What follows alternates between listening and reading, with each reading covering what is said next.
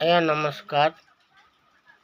ମୁଁ ଅଦରକାରୀ ଭାଇନା ଆପଣଙ୍କର ଯେତେବେଳେ ଦରକାର ହେଇଥାଏ ସେତେବେଳେ ଆପଣଙ୍କ ପାଖରେ ମୁଁ ପହଞ୍ଚିଥାଏ। ଏ ଯେଉଁ ୟୁଟ୍ୟୁବ୍ ଚ୍ୟାନେଲ୍ର ଯେଉଁମାନେ ମୋର ସାଙ୍ଗସାଥି ରହିଲେ ସେମାନଙ୍କର ବିବାହର ହଉ ତ୍ରିନାଥ ମେଳା ଠାରୁ ଆରମ୍ଭ କରି ଯଜ୍ଞ ପାର୍ବଣ ପର୍ଯ୍ୟନ୍ତ 21 ପୂଜା ଠାରୁ ତାଙ୍କର ବିବାହ ଉତ୍ସବ ସବୁ ଭୋଜିବାଜିରେ ଦରକାର ପଡ଼ିଲେ ଆପଣମାନେ ଡାକିଲେ ଏ ଅଦରକାରୀ ଭାଇନା ଆପଣଙ୍କ ପାଖରେ ମହଜୁଦ ହେଇପାରିବ।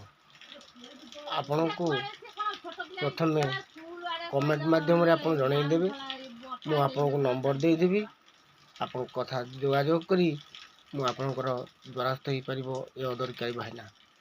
ଦେଖନ୍ତୁ ଆଜି ମନ୍ଥାର ଗତି କେତେ ତୀବ୍ରତା ଅଛି, କେତେ ସ୍ୱଚ୍ଛତା ଅଛି, ଆଉ ତାରି ପ୍ରଭାବରେ ବର୍ଷା ଟୁପୁରୁ ଟୁପୁରୁ ସାଙ୍ଗକୁ ପବନ ମଧ୍ୟ ବହିବାର ଆରମ୍ଭ କରିଦେଇଛି।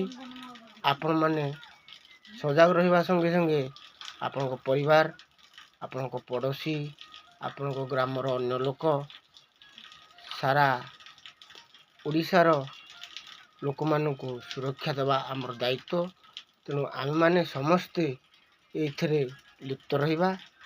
ଆସନ୍ତୁ ଦେଖିବା ଆମର ବାତ୍ୟାର ପ୍ରଭାବ। ଦେଖନ୍ତୁ ବାତ୍ୟା ମନ୍ଥାର ଗତି, ପବନର ବେଗ ସେତେ ଆରମ୍ଭ ହେଇନାହିଁ, କିନ୍ତୁ ମେଘ ପକାଇବା ଆରମ୍ଭ ହୋଇଯାଇଛି। ଯାହାଦ୍ୱାରା କୌଣସି ଜନସାଧାରଣ କେମିତି ଭୟଭୀତ ନ ହୁଅନ୍ତୁ ସେଥିପାଇଁ ସତର୍କ ରୁହନ୍ତୁ ସମସ୍ତ ବନ୍ଧୁମାନେ, ଏବଂ ସମସ୍ତ ଆମର ଯେତେ ସାଙ୍ଗସାଥି ରହିଲେ ସମସ୍ତେ ସମସ୍ତଙ୍କୁ ଏହାଦ୍ୱାରା ଜଣାଇଦେବେ।